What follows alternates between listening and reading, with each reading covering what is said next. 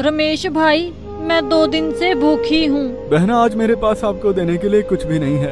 आप किसी और से जाकर मांगिए। ठीक है, देखती हूँ कौन खाना देता है आज।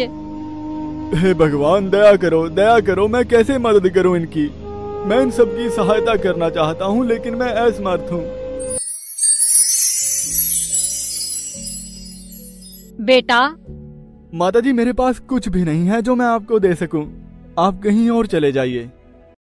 रमेश बेटा, मैं जानती हूँ कि तुम लोगों की निस्वार्थ भावना से सेवा करते आए हो, लेकिन आज तुम्हारे पास कुछ भी नहीं है। आज मैं तुम्हारे पास कुछ लेने नहीं बल्कि तुम्हारी सहायता के लिए आई हूँ। तुम्हें तपस्या करनी होगी और तभी तुम इस बुरे वक्त से आजाद हो पाओगे। साध्वी की कही हुई बातों को ध्यान में रखकर रमेश ने तपस्या करने का फैसला किया।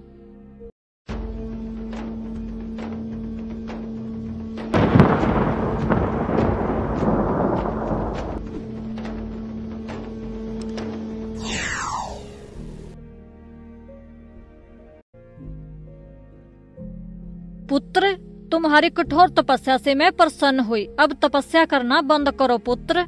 प्रणाम देव माता। मांगो रमेश, तुम्हें क्या चाहिए? देव माता, मेरे गांव में एक धनी राम सेठ है। वो सारे गांव को लूट रहा है।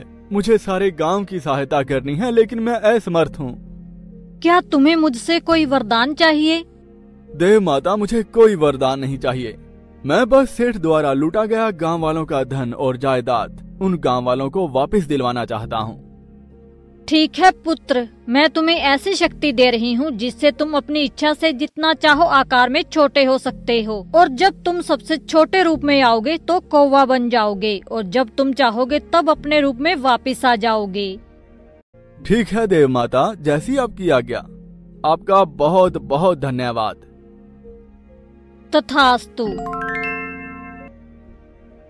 रात को रमेश गांव में अपने दोस्त चंदू के घर जाता है। चंदू कुछ साल पहले सेठ का नौकर था, लेकिन सेठ ने चंदू का घर भी चालाकी से छीन लिया और चंदू को नौकरी से निकाल दिया था। अरे रमेश, इतनी रात को कैसे आना हुआ? सब ठीक तो है ना? चंदू भाई, मुझे तुम्हारी सहायता चाहिए। तुमने बहुत साल तक सेठ के घर में काम किया है, इसलिए तुम्हें तो मालूम ही होगा कि सेठ ने संपत्ति कहाँ छुपा कर रखी है। मुझे बस तुम उस संपत्ति के बारे में बता दो। अरे रमेश भाई, सेठ ने 2 जगह पर अपनी धन संपत्ति को छुपा रखा है। एक तो जहाँ सोना चांदी और पैसा है, वहाँ बहुत सारे पहरेदार हैं, पहरेदार। और दूसरी बात रही जमीनी कागजात की, वो जमीनी कागजात घर के पीछे की तरफ जो कमरा है उसने वहाँ छुपा रखे हैं। रात के समय रमेश सेठ के घर पहुंचता है और वहां देखता है कि हट्टे कट्टे पहरादार पहरा दे रहे हैं। रमेश खुद को छोटे बच्चे के साइज का बनाकर चुपके से पहलवान को फटाक से बांध देता है और पहलवान के गले में लटकती हुई चाबी को निकालकर खजाने के पास पहुंच जाता है और वहां से सारा खजाना खाली कर देता है। अरे थारा सांड जैसा शरीर होने का क्या फायदा?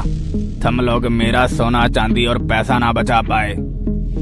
सेठ के घर से जो भी धन मिला वो सारा धन उसने गांव वालों को बांट दिया, लेकिन अभी काम पूरा नहीं हुआ था क्योंकि सेठ के पास सारे गांव के लोगों के जमीन के कागजात थे। उन कागजात को भी गांव वालों के हवाले करना था। अगली रात रमेश फिर से सेठ के घर पहुंचता है, लेकिन इस बार घर और भी ज्यादा पहरेदार थे और घर के दरवाजे बड़े बड़े ताले लगाकर बंद किए हुए थे। तब रमेश देवी के दिए हुए वरदान से सबसे छोटा रूप कौवा बन जाता है। कौवा बना हुआ रमेश उड़ता हुआ घर की ऊंची खिड़की से घर के अंदर प्रवेश कर जाता है। घर में प्रवेश करके वो अपने असली रूप में वापस आ जाता है। तब रमेश वहाँ से गाँव वालों के जमीन के कागजात उठाता है और उनको खिड़की से घर के पीछे की तरफ झाड़ियों में फेंक देता है और खुद कौवा बनकर खिड़की में से बाहर आ जाता है और फिर अपने असली रूप में आकर सारे कागजात झाड़ियों में से उठाता है और वहाँ से चला जाता है।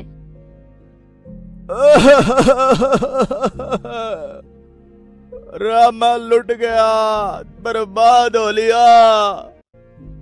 अरे मैं गाँव वाले का पैसा लूट के धन इकट्ठा करया था, बात चोर सारा का सारा ले गया। रे मैं लूट लिया।